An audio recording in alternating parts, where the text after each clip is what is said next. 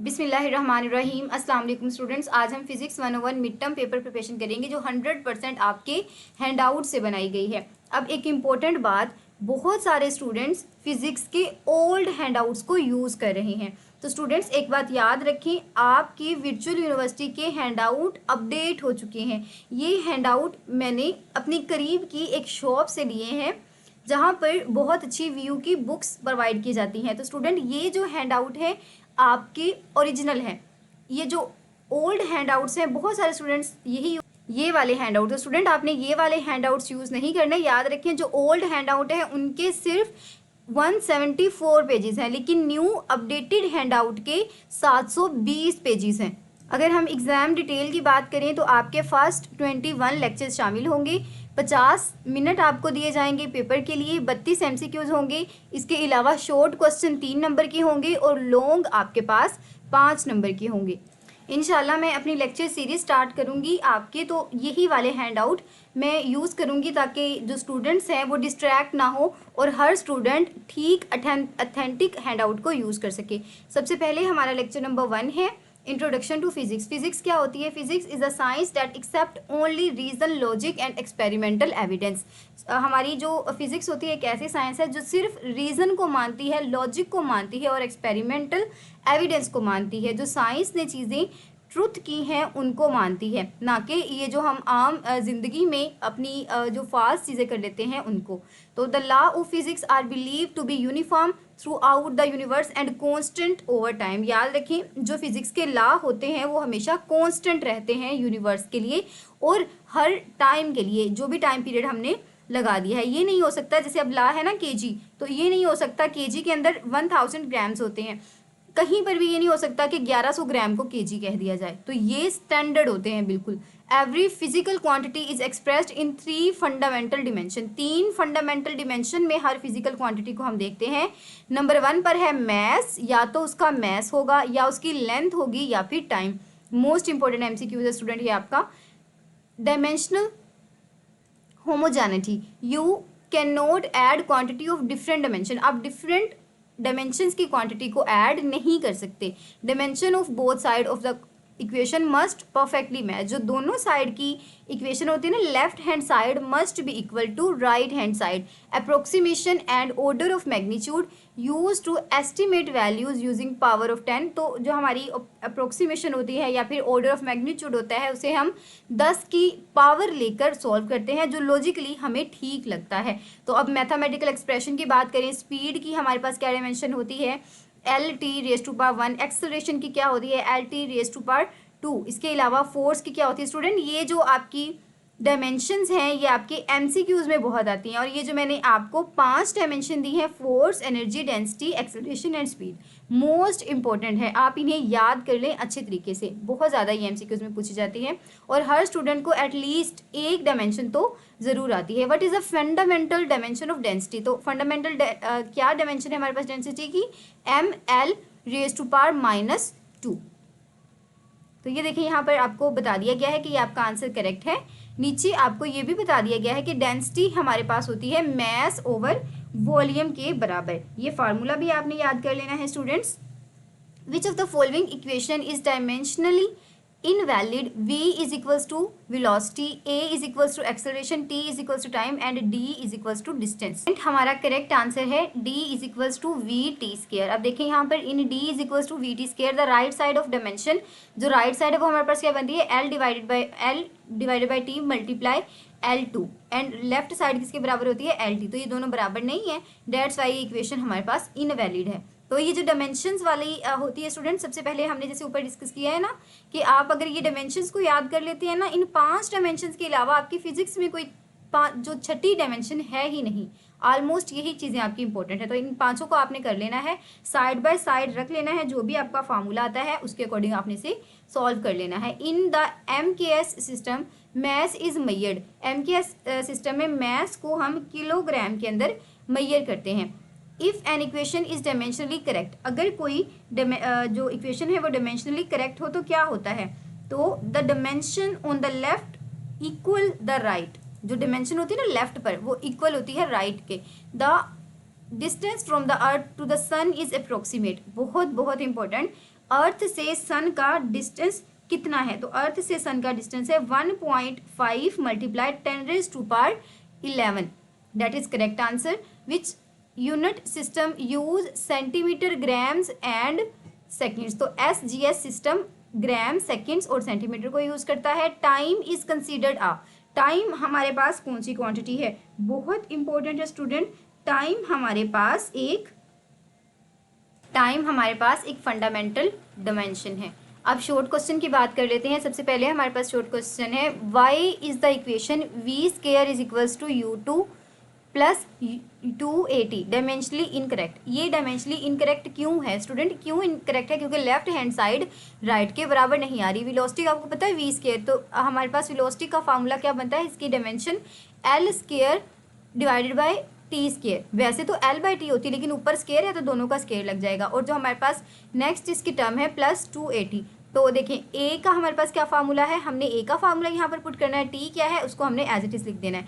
जब हम इसे सॉल्व करते हैं तो ये हमारी बराबर नहीं आती, यही वजह है कि ये हमारी जो होमोजेनिटी होती है डायमेंशन की उसको वोलेट करती है। नेक्स्ट हमारे पास लॉन्ग क्वेश्चन है, explain the importance of order of magnitude estimate in physics? तो किस तरह से हम ऑर्डर को एस्टिमेट कर सकते हैं? इसकी डेफिनेशन है presenting quantity using the closest power of 10। हम प्रेजेंट कर देते हैं हमारी जो क्वांटिटी होती है उसकी क्लोजेस्ट पावर को 10 के साथ। और यूटिलिटी हमारी क्या होती है? हम जो हमारे फिजिस्ट हैं वो अलाउ करते हैं मेक रैपिड अप्रोक्सीमेट कैलकुलेशन को अलाउ करते हैं। हम लॉजिक को चेक करते हैं, help verify if a calculated answer is physically reasonable without needing exact precision. अगर हमारा जो कैलकुलेटेड आंसर है अगर वो हमारे पास प्रिसाइज हो तो हमारे जो साइंटिस्ट हैं वो उसको वैलिड करार दे देते हैं। अब इसकी एग्जांपल भी देखें, जैसे हमारी जो ह्यूमन लाइफ है, estimate the second in a human life time. अगर हम लाइफ टाइम की सेकंड्स की करें तो हम उसे अप्रोक्सीमेटली क्या कहते हैं? 10⁻9 सेकंड। आपने देखा स्टूडेंट, ये जो ओल्ड हैंड आउट हैं उनके अंदर से ये चीज़ें बहुत कम हैं, लेकिन आपके जो इंस्ट्रक्टर हैं LMS वाले वो आपको न्यू हैंड आउट ही करवा रहे हैं। Kinematics is energy of motion without considering its cause. जो काइनेमेटिक होती है ना वो हमारी एक मोशन की स्टडी है जिसके अंदर हम विदाउट उसकी जो काज होती है उसको डिस्कस करते हैं। यानी आसान अल्फाज में काइनेमेटिक्स मोशन की वो स्टडी है जिसके अंदर हम मोशन की काज को डिस्कस नहीं करते। अब देखिए हमारे पास डिस्प्लेसमेंट क्या होती है? Displacement is a vector showing the shortest distance from initial to final position. Initial position से फाइनल पोजीशन तक का डिस्टेंस होता है। और distance is a scalar path length, एक स्केलर पाथ लेंथ होती है। Average velocity is a total displacement divided by total time. तो एवरेज वेलोसिटी का क्या फार्मूला है आपने इसको याद कर लेना है। इंस्टेंटेनियस वेलोसिटी क्या होती है? किसी स्मॉल इंटरवल ऑफ टाइम के लिए जो वेलोसिटी होती है वो इंस्टेंटेनियस होती है। एक्सेलरेशन क्या होती है? Rate of change of velocity. जो रेट ऑफ चेंज होता है ना वेलोसिटी का, किस रेट पर वेलोसिटी चेंज हो रही है वो होती है एक्सेलरेशन। और a body can have zero velocity but not zero acceleration. हमारी बॉडी की वेलोसिटी जो होती है वो ज़ीरो हो सकती है लेकिन उसकी एक्सेलरेशन ज़ीरो नहीं हो सकती। क्यों? क्योंकि चेंज ऑफ वेलोसिटी ही तो एक्सेलरेशन है। तो होप सो ये चीज़ें आपको कवर हो गई होंगी। अब देखें हमारी जो एवरेज वेलोसिटी है उसका फार्मूला आपने यहाँ से देखकर याद कर लेना है। बिल्कुल इसी तरह आपने इंस्टेंटेनियस वेलोसिटी का फार्मूला याद कर लेना है। Limit del t approaches to zero del x by del t. Constant acceleration equation है 3, तो आपने इनको भी याद कर लेना है। स्टूडेंट ये जो डेटा मैं आपको दिखा रही हूँ अगर आप इसे याद कर लेते हैं तो आपके पेपर के लिए ये काफ़ी है। आपका पेपर 100% अटैम्प्ट हो जाएगा। लेकिन अगर आप ओल्ड हैंड आउट को पढ़ के जाएंगे तो मेरा नहीं ख्याल कि आपकी तमाम चीज़ें हल होंगी। Displacement is defined as, displacement को आप किस तरह से डिफाइन कर सकते हैं? Shortest distance between 2 points if an object is thrown upward at its highest point. अगर हम ऑब्जेक्ट को उसके हाईएस्ट पॉइंट पर सेंड कर दें तो क्या होता है? वेलोसिटी जीरो होती है लेकिन acceleration is non zero. The slope of, यहाँ पर स्टूडेंट आप इसकी रीजन भी पढ़ लिया करें ताकि आपका कॉन्सेप्ट क्लियर हो जाए। The slope of a velocity time graph present, velocity time graph का जो स्लोप होता है वो एक्सेलरेशन को प्रेजेंट करता है। विच of the following is a scalar quantity? Scalar quantity हमारे पास क्या होती है? डिस्टेंस, यानी कि जिसका सिर्फ मैग्नीट्यूड हमें पता होता है। For constant acceleration the equation linking velocity and position without time, ऐसी जो हमारी कांस्टेंट वेलोसिटी के लिए ऐसी इक्वेशन जिसकी वेलोसिटी लिंक ना कर रही हो और उसकी जो पोजीशन है विदाउट टाइम हो, तो वो हमारे पास कौन सी इक्वेशन है, v2 is equals to u2 plus ax। If a car move at constant speed in a circle it accelerate, अगर एक जो कार है वो कांस्टेंट स्पीड के साथ चल रही है एक सर्कल के अंदर, तो उसकी जो एक्सेलरेशन है वो हमारे पास क्या होगी, most important non zero because direction change, क्योंकि नॉन जीरो होगी क्योंकि बार बार जो डायरेक्शन है वो चेंज हो रही है, लेकिन वो मूव एक सर्कल के अंदर कर रही है। Instantaneous velocity approach average velocity 1, instantaneous velocity average velocity को कब अप्रोच करती है, तो स्टूडेंट जब हमारा टाइम इंटरवल अप्रोच कर जाता है जीरो को, दैट इज करेक्ट आंसर। इसी तरह आपका शॉर्ट क्वेश्चन इंपॉर्टेंट क्या है, डिस्टेंस और डिस्प्लेसमेंट के अंदर फर्क, तो आप यहाँ पर देख सकते हैं डिस्टेंस एक स्केलर क्वांटिटी है जो एक्चुअल टोटल पाथ लेंथ जो ट्रैवल हम कर चुके होते हैं उसको प्रेजेंट करती है, जबकि हमारी जो डिस्प्लेसमेंट है वो एक वेक्टर क्वांटिटी है जो हमारे शॉर्टेस्ट स्ट्रेट लाइन पाथ को इनिशियल और फाइनल पोजीशन दोनों के अंदर प्रेजेंट कर रही होती है, तो that is a difference. Drive the second equation of motion, तो आपने ये ड्राइव करनी है सेकेंड इक्वेशन ऑफ मोशन। अब इसको आप खुद से देख सकते हैं कि एवरेज हमारे पास क्या होता है, एवरेज का formula v a g is equals to v not plus v divided by 2। इसी तरह डिस्टेंस ट्रेवल्ड का हमारे पास क्या फार्मूला होता है, एक्स माइनस एक्स जीरो। ये जो ऊपर हमने इक्वेशंस पढ़ी है ना स्टूडेंट्स, ये वाली यहाँ से इनको ड्राइव किया गया, तो अगर आप ये इक्वेशंस कर लेते हैं तो आपको ये डेरिवेशन भी बहुत ईजिली आ जाएगी। वैसे स्टूडेंट आपको ज़रूरत नहीं है ये करने की, आप इसको स्किप कर सकते हैं। नेक्स्ट आपके पास है लेक्चर नंबर 3, इसका कोर कॉन्सेप्ट है a derivative determinant is a instantaneous rate of change. Derivative determinant एक इंस्टेंटेनियस रेट ऑफ चेंज होता है, ये डेफिनेशन आपने याद रखनी है। Geometrical representation of the slope of the tangent line, geometrically हम जिस तरह slope of tangent line find out करते हैं ना, बिल्कुल इसी तरह हमारा डेरिवेटिव होता है। तो velocity is the first derivative of position, जो वेलोसिटी है वो फर्स्ट डेरिवेटिव है हमारी पोजीशन का। Acceleration is a second derivative, जो एक्सेलरेशन होती है वो हमारे पास सेकंड डेरिवेटिव होता है। A unit vector specify direction only, unit vector सिर्फ डायरेक्शन को स्पेसिफाई करता है and has a magnitude of exactly 1, और जो मैग्नीट्यूड होता है वो भी एग्जैक्टली 1 ही होता है। द स्केलर यानी कि dot product of two vector yields a scalar, जो डॉट प्रोडक्ट होती है ना वो हमेशा हमारे पास स्केलर होती है, यानी कि उसका आंसर स्केलर होता है। While maximum when parallel, maximum तब होती है जब पैरेलल हो, और जीरो तब होती है जब ये परपेंडिकुलर हो। तो स्टूडेंट ये जो आपने डॉट प्रोडक्ट वाला पूरा टॉपिक पढ़ा ना, उसका जो कंसेप्ट है, टोटल कंसेप्ट यही है। इसके अलावा हमारे वेक्टर्स 2D भी हो सकते हैं, 3D हो सकते हैं, और जो हमारे 2D होते हैं उसके अंदर सिर्फ एक्स और वाई एक्सिस होते हैं, जबकि 3D के अंदर हमारे एक्स वाई जी दोनों होते हैं। एक्स को हम प्रेजेंट करते हैं आई हैट से, वाई को हम करते हैं जे हैट से, और जी को हम के हैट से। तो ये देखें यहाँ पर आप इसका डेरिवेटिव देख सकते हैं, derivative of t n. Student ये तो सिंपल आपकी मैथमेटिक्स है, होप सो आपने ये MTH 101 में की होगी, तो इसको जस्ट आपने यूज़ करना है फार्मूलाज के अंदर। तो what is the derivative of x x of t is equal to t cube. तो आपको पता ही है ना कि जो टी हमारा पावर है वो स्टार्ट में आ जाती है, उसकी जो पावर होती है उसमें से 1 माइनस कर देते हैं, तो आंसर क्या आएगा 3t square. The second derivative of position with respect to time, जो हमारी सेकंड डेरिवेटिव होता है विद रिस्पेक्ट टू टाइम, वो क्या होता है हमारी acceleration. Dot product of two mutual perpendicular vector, dot product जो होती है वो टू म्यूचुअल जो परपेंडिकुलर चीज़ होती है उसकी जीरो होती है। हमने पढ़ा ना पैरेलल के लिए मैक्सिमम होती है जबकि परपेंडिकुलर के लिए जीरो होती है। Unit vector is obtained by, unit vector को हम किस तरह से ऑब्टेन कर सकते हैं, dividing a vector by its magnitude. If a is equals to 3i and b is equals to 4j, तो इन दोनों का जब हम डॉट प्रोडक्ट लेते हैं यानी कि i और j का डॉट प्रोडक्ट लेते हैं तो हमारे पास क्या आंसर आता है, तो स्टूडेंट हमारे पास जीरो आंसर आता है। और आपको पता ही है ना कि दो क्वांटिटीज़ जब हम इसका डॉट प्रोडक्ट ले रहे होते हैं ना डॉट, तो हमारे पास जीरो आंसर आता है। कैसे स्टूडेंट, ये देखें क्योंकि i और j होते हैं हमारे पास जीरो के बराबर। वो जो सर्कल वाला आपके पास है ना i j k, हम लिखते हैं i और j आपके पास क्या होता है k के बराबर, और इसी तरह k और i किसके बराबर होता है j के बराबर। इस तरह से आपने इसकी जो डेरिवेशन है उसको कर लेना है। Right which rule is use to find the derivative of polynomial t raise to power n, जो डेरिवेटिव होता है पॉलिनोमियल का t raise to power n, उसे हम क्या कहते हैं, तो स्टूडेंट उसे हम पावर रूल कहते हैं। If velocity is constant it's derivative, अगर हमारी जो वेलोसिटी है वो कांस्टेंट हो जाए तो उसका डेरिवेटिव क्या होता है, जीरो हो जाता है। शॉर्ट क्वेश्चन है, define unit vector. Unit vector क्या होता है, जिसकी मैग्नीट्यूड 1 होती है। ये यूज़ होता है डायरेक्शन को स्पेसिफाई करने के लिए। इसको हम कैलकुलेट करते हैं इसके वेक्टर को इसकी अपनी ही मैग्नीट्यूड के साथ डिवाइड करके। तो ये आपने फार्मूला देख लेना है, एमसीक्यूज के लिहाज से भी इंपॉर्टेंट है। इसी तरह आपने किस तरह से आप डॉट प्रोडक्ट की इंटरप्रिटेशन कर सकते हैं। तो ये लॉन्ग क्वेश्चन है आपका, आप वीडियो पॉज करके इसको भी अपनी कॉपी पेंसिल पर नोट कर सकते हैं। इसके बाद आपका लेक्चर नंबर 4 है न्यूटन फर्स्ट लॉ, यानी कि इनरेशिया। पहली बात तो ये कि आपने याद रखना है न्यूटन का फर्स्ट लॉ हमारे पास इनरेशिया होता है। तो a body remain at rest or in uniform motion unless acted upon by a external force. तो एक बॉडी अगर रेस्ट में है तो रेस्ट में रहेगी, यूनिफॉर्म मोशन में है तो यूनिफॉर्मली मोशन करती रहेगी, जब तक कि हम एक्सटर्नल फोर्स उसके ऊपर नहीं लगाते, या तो हम उसे रोक नहीं देते या फिर उसकी मोशन को ख़राब नहीं कर देते।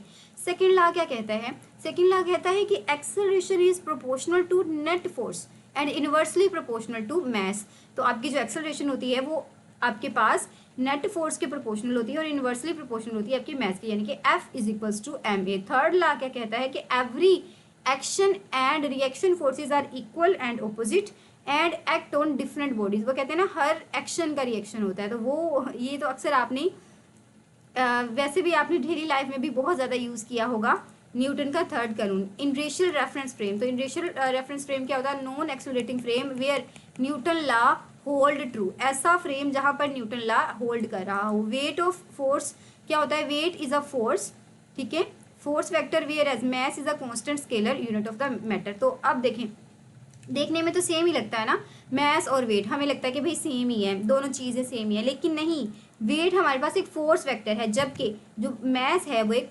Constant scalar quantity of matter है। तो यहाँ पर आप इसकी वेट का जो फार्मूला है W is equals to mg, यानी कि ग्रेविटी एक्ट कर रही होती है, जबकि हमारा जो फोर्स जो हमारे पास सेकेंड न्यूटन्स इक्वेशन है वो F is equals to ma है। Summation F is equals to ma, यानी कि जितनी भी फोर्सेस लग रही है ना उनको हमने सम कर लेना है। और इसी तरह आपकी जो ऑपोजिट है थर्ड रिएक्शन वो क्या होता है, F A belongs to B and minus F B to A। तो ये हमारे पास थर्ड लॉ है। अब है objectives. Inertia is the tendency of the object resist change in its state of motion। Newton second law is a mathematically state. Newton के second law को हम किस तरह मैथमेटिकली स्टेट करते हैं, तो F is equals to ma। Which of the following is true for the action and reaction. हर action का रिएक्शन होता है लेकिन वो डिफरेंट बॉडीज पर एक्ट करता है। Weight of the object is in deep space, किसी भी डीप स्पेस के अंदर, यानी कि जहाँ पर हमारी जो वेलोसिटी एक्सेलरेशन है वो जीरो हो जाए तो क्या होता है, तो जीरो होता है। आपको पता है ना कि चांद वगैरह पर हमारा जो वजन है वो बिल्कुल भी फील ही नहीं होता, हम बिल्कुल पत्तों की तरह उड़ रहे होते हैं चांद के ऊपर। आपने ये चीज़ें देखी होंगी। A frame of reference moving with constant velocity is called. अगर एक फ्रेम ऑफ रेफरेंस है जो मूव कर रहा है कांस्टेंट वेलोसिटी के साथ, तो वो हमारे पास क्या होता है, वो एक इनरेशियल फ्रेम होता है। If a net 10 N force act on a 2 kg, अगर 10 न्यूटन फोर्स है वो 2 kg पर लगती है तो क्या आएगा, F is equals to ma। m हमारे पास 10 मल्टीप्लाई 2 तो 20 आएगा हमारे पास आंसर। सॉरी स्टूडेंट, हमारे पास 5 आंसर आएगा। कैसे, क्योंकि एक्सेलरेशन फाइंड आउट करनी है ना, तो F डिवाइड कर जाएगा m के साथ। तो इस तरह हम इसको सॉल्व करेंगे फार्मूले को। When you push a wall the wall push backs, it is an example. अब जब आप दीवार को धक्का देते हैं ना तो वो भी आपको धक्का दे रही होती है, यही वजह है, ना तो आप गिरते हैं ना तो दीवार गिरती है। तो ये हमारे पास थर्ड लॉ ऑफ न्यूटन है। तो अब इसका अपनी इनरेशियल फ्रेम ऑफ रेफरेंस आपके शॉर्ट क्वेश्चन के लिहाज से इंपॉर्टेंट है। इसके बाद मैस और वेट के अंदर जो लॉन्ग है ये बहुत ज़्यादा आपका इंपॉर्टेंट है, आप इसको नोट कर लीजिएगा। नेक्स्ट आपके पास लेक्चर नंबर 5 है। Equilibrium means the net external force on a body is exactly zero. Equilibrium का मतलब होता है कि जो जितनी भी फोर्सेस लग रही है ना वो जीरो हैं। अगर हम ज़मीन पर खड़े हैं ना तो सिर्फ इसलिए खड़े हैं कि हमारे ऊपर जितनी भी फोर्सेस लग रही हैं जीरो हैं। अगर हमारी जो फोर्स ज़मीन पर लग रही है वो ज़्यादा हो जाए तो क्या होगा, हम ज़मीन के अंदर धंस जाएंगे। अगर ज़मीन जो हम पर फोर्स लगा रही है वो ज़्यादा हो जाए तो क्या होगा, हम उड़ने लगेंगे। तो ये चीज़ें इक्विलिब्रियम में है, दैट्स वाई हम मूव कर रहे हैं। न्यूटन फोर्स एक्ट परपेंडिकुलर ये हमारे पास एक्ट करती है to the constant to the connected surface, connect surface के साथ, preventing object from falling through. तो प्रिवेंट करती है ऑब्जेक्ट्स को कि वो गिरे ना। Tension is a pulling force, tension एक पुलिंग फोर्स है जो ट्रांसमिट होती है actually through an ideal massless string uniformly. तो स्ट्रिंग यूनिफॉर्मली टेंशन हमारे पास पुल करती है फोर्स को। स्टैटिक फ्रिक्शन क्या होती है? Match applied force until maximum threshold.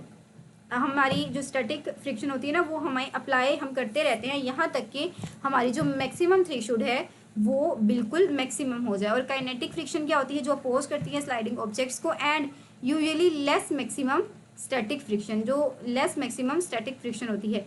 देखिए ना, ये जो ओल्ड हैंड आउट है उनके अंदर ये चीज़ें बिल्कुल भी नहीं हैं आपके पास, लेकिन पेपर के अंदर ये आएंगी। अब ये जो फार्मूलाज हैं आप इनको देख लीजिएगा।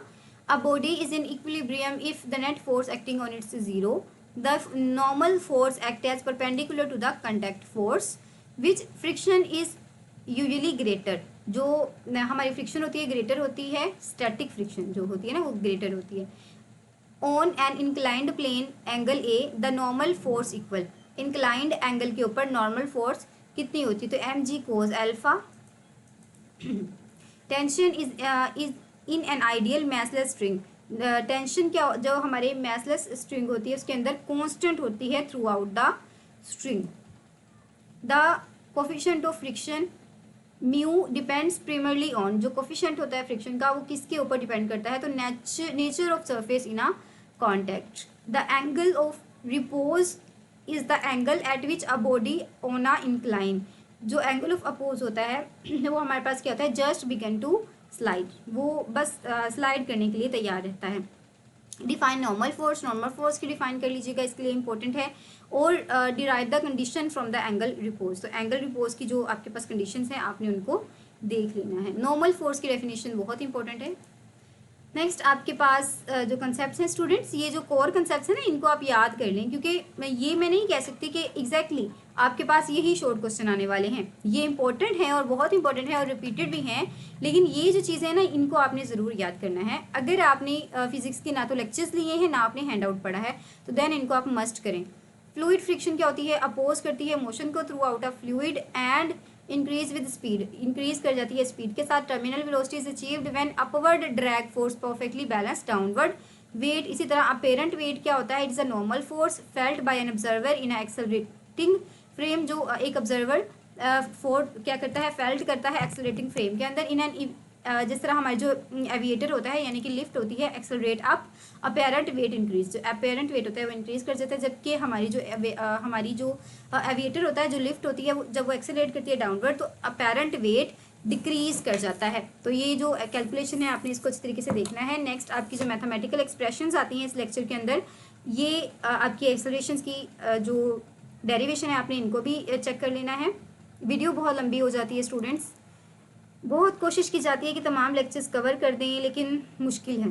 Terminal velocity occur when. जो टर्मिनल वेलोसिटी होती है वो कब अक्कर होती है? जब हमारी ड्रैग फोर्स इक्वल हो जाए हमारे वेट के। If aviator accelerate upward, a person apparent wait. अगर ऊपर की तरफ जा रही होती है तो पर्सन का जो वेट है वो इंक्रीज कर जाता है, जब नीचे की तरफ आ रही होती है तो डिक्रीज कर जाता है। If in free fall the apparent weight of the body is zero. Fluid friction generally depend upon.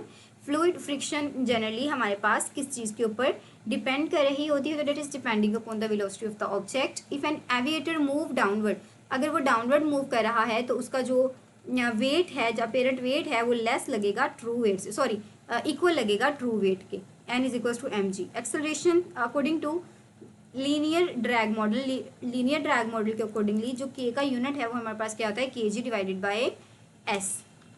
When shape has lowest drag coefficient in a fluid dynamic. जो शेप होती है उसका जो लोएस्ट ड्रैग कोफिशिएंट होता है वो कहाँ पर होता है? तो स्टूडेंट ये हमारी एरोडायनेमिक टेयर डाउन यानी कि स्ट्रीम्ड लाइन के अंदर होता है। ये इसका आप कंसेप्ट भी देख लें। Stream line shapes minimize turbulence and fluid resistance. तो आपने टर्मिनल वेलोसिटी जैसे आपने पीछे पढ़ा था इसकी डेफिनेशन को याद कर लेना है। और ये हमने देखना है कि एविएटर के अंदर आप लाइट का क्यों फील करते हैं जब आप डाउनवर्ड आ रहे होते हैं। स्टूडेंट आपने देखा होगा जब आप पहाड़ों पर कभी गए हों तो जब आप चढ़ते हैं ना तो आपको बड़ा मुश्किल लग रहा होता है चढ़ना, जैसे आपको बहुत ज़्यादा फैटिग महसूस हो रही होती है। लेकिन जैसे ही आप पहाड़ से उतर रहे होते हैं ना, इस्लामाबाद साइड पर अगर आपका एक्सपीरियंस हो तो आपको ऐसे लाइट लाइट फील हो रहा था, आप खुद ब खुद ही नीचे आ रहे होते हैं। आपको लग रहा होता है मेरा वेट तो है ही नहीं, बिल्कुल हवा की तरह लग रहे होते हैं आप खुद को। Work is done when a force cause displacement. Work तब होता है जब हमारी फोर्स करे काज करे डिस्प्लेसमेंट को, यानी कि हम क्या करें, मूव भी करें। जैसे स्टूडेंट्स अब गर्ल्स के लिए स्पेशली उनको लगता है कि बर्तन धोना काम है, लेकिन फिजिक्स कहती है बर्तन धोना कोई काम नहीं है। क्यों काम नहीं है? क्योंकि आप फोर्स तो लगा रहे हैं लेकिन आप डिस्टेंस कवर नहीं कर रहे। तो झाड़ू लगाना या इस तरह के जो डिफरेंट काम है उनको हम काम कह सकते हैं। जो बर्तन धोना है वो काम है ही नहीं फिजिक्स की नज़र में। तो अब देखें W is equals to f d cos theta, work is a scalar quantity measured in joule. तो इसको हम जाउल के अंदर करते हैं discuss. Work is zero if force is perfectly independent to the displacement. अगर ये परफेक्टली इंडिपेंडेंट टू डिस्प्लेसमेंट के, इसी तरह work energy theorem, net force done on an object equal its change in kinetic energy. Kinetic energy में change की equal होता है। Power is the rate at which work is performed. Power वो rate होता है जिस पर वर्क परफॉर्म किया जाता है। तो ये जो फार्मूलाज हैं आप देख लें, W is equals to f d cos theta, इसका डेरिवेटिव भी हम इस तरह से लेते हैं क्योंकि जो काइनेटिक एनर्जी का फार्मूला है वो क्या है, 1/2 mv स्क्वायर। इसके अलावा जो नेट फोर्स है वो के एफ माइनस के आई के बराबर होती है, और पावर बराबर होती है वर्क डिवाइडेड बाय टी, जिसको हम f is equals to v के बराबर भी रख लेते हैं। वर्क इज कंसीडर्ड, जो वर्क है हम उसको क्या कंसीडर करते हैं, तो work is considered as a scalar quantity. If force and displacement are perpendicular the work done is, अगर फोर्स और डिस्प्लेसमेंट परपेंडिकुलर हो जाए तो वो वर्क डन जीरो हो जाता है, यानी कि cos 90, और cos 90 is always equals to zero. The area under a force displacement present, area under a force displacement present work done. Student in MCQs के अंदर से आपको बहुत ज़्यादा MCQs पूछे जाएंगे, बिकॉज मैंने भी VU में ही अपनी डिग्री कंप्लीट की है, तो बहुत ज़्यादा MCQs यहाँ से आते हैं। Kinetic energy of an object is proportional to, kinetic energy of the object है वो किसके प्रोपोर्शनल होता है, तो वो स्क्वायर ऑफ इट्स वेलोसिटी के प्रोपोर्शनल होता है। Power is defined as, power को आप किस तरह से डिफाइन कर सकते हैं, वर्क डिवाइडेड बाय टाइम के साथ।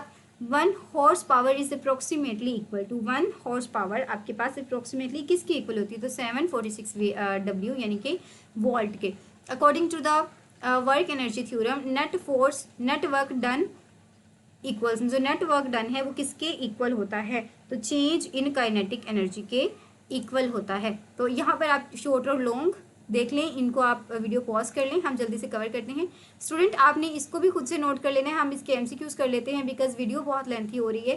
विच of the following is the non conservative force, non conservative force इनमें से कौन सी नहीं है, तो friction is always non conservative force. Work done by conservative force on a closed path, work done on a conservative force is zero, work जो close path के ऊपर होता है। Potential energy store in a compressed spring, compressed spring के अंदर आपकी energy क्या होती है, 1/2 KX²। Total mechanical energy is observed only if, total mechanical energy को आप कब ऑब्जर्व कर सकते हैं, only conservative force do work. Force is related potential energy U, जो रिलेटेड पोटेंशियल एनर्जी होती है उसको हम किसके इक्वल रखते हैं स्टूडेंट्स, तो हमेशा याद रखें F is equals to minus DU divided by DX के। A ball drop from height H has a maximum kinetic energy, अगर कोई बॉल ऊपर से आ रही है तो उसकी मैक्सिमम काइनेटिक एनर्जी क्या होगी, just before hitting the ground, जब वो हिट कर जाती है तो उसकी जो एनर्जी है वो लो हो जाती है। If a spring compresses it's is double the store potential energy, अगर जो हमारा स्प्रिंग कंप्रेशन है उसको हम डबल करते हैं तो वो किसको स्टोर करेगा, तो वो क्वाड्री हमारे पास जो क्वाड्री रिपल्स होते हैं उसको स्टोर करेगा। ये देखें U जो हमारे पास डायरेक्टली प्रोपोर्शनल होता है X² के, तो जब X का स्क्वायर, X हमारे पास क्या है सिंगल, तो जब हम इसका स्क्वायर लेंगे तो हमारे पास क्या बन जाएगा 4, यानी कि डबल टाइम हो जाएगा। तो ये जो लॉन्ग क्वेश्चन है देखें आप इनको वीडियो को पॉज करके। अब हम इसके नेक्स्ट लेक्चर के MCQs कर लेते हैं। The rate of change of momentum is exactly, rate of change of momentum is exactly net force. Unit of impulse is same as the unit of momentum. Air bag protect passenger in crash primarily, जब crash होता है तो air bag उनको किस चीज़ से महफूज करते हैं, इंक्रीजिंग टाइम ऑफ इम्पैक्ट, जो आपका इम्पैक्ट होता है ना उसके टाइम को इंक्रीज कर देते हैं, इम्पल्स भी कह सकते हैं हम इसको। Momentum is conserved in system only, momentum किस सिस्टम के अंदर कंजर्व्ड रहता है, जहाँ नेट एक्सटर्नल जो फोर्स होती है वो 0 के बराबर होती है। नेक्स्ट है if 10 Newton force act on 2 second, जो 10 न्यूटन फोर्स है वो 2 सेकंड एक्ट कर रही है तो हमने चेंज ऑफ मोमेंटम बताना है। तो चेंज ऑफ मोमेंटम क्या होगा, 10.n, कैसे, F क्रॉस T, और F हमारे पास 10 है, T 2 है, तो मल्टीप्लाई करेंगे तो 20 आ जाता है। और इम्पल्स को हम डेल P के साथ भी करते हैं और ये चेंज ऑफ मोमेंटम ही होता है। The area under a force time graph, area जो होता है अंडर फोर्स टाइम ग्राफ, तो वो हमारे पास इम्पल्स के बराबर होता है। If two objects of different message has identical momentum which has more energy, अगर दो जो ऑब्जेक्ट्स हैं उनका मैस आइडेंटिकल है तो उसकी काइनेटिक एनर्जी क्या होगी, तो उसकी kinetic energy the lighter one, उसकी जो काइनेटिक एनर्जी होगी वो लाइटर होगी। अब नेक्स्ट हमारे लेक्चर नंबर 10 के एमसीक्यूज हैं। In a perfect elastic collision what is conserved, perfect elastic collision के अंदर कौन सी चीज़ कंजर्व्ड होती है, तो both momentum and kinetic energy conserved होती हैं। In a perfect elastic collision the colliding bodies क्या होती हैं, स्टिक होती हैं together and moving with common velocity. A light ping pong ball collide elastically with a heavy bowling ball at a rest. The ping pong ball will be bounce back at most its original speed. Two identical mass collide elastically heads on. One is initially at rest. What happen? अगर एक rest पर है तो क्या होता है, तो students जब एक रेस्ट पर होती है तो दोनों वेलोसिटी स्वैप कर जाती हैं। The kinetic energy lost in an inelastic collision is converted into heat, sound and internal deformation. During any isolated collision, the velocity of the center of the mass, जो velocity of the center of the mass होती है वो हमेशा constant रहती है।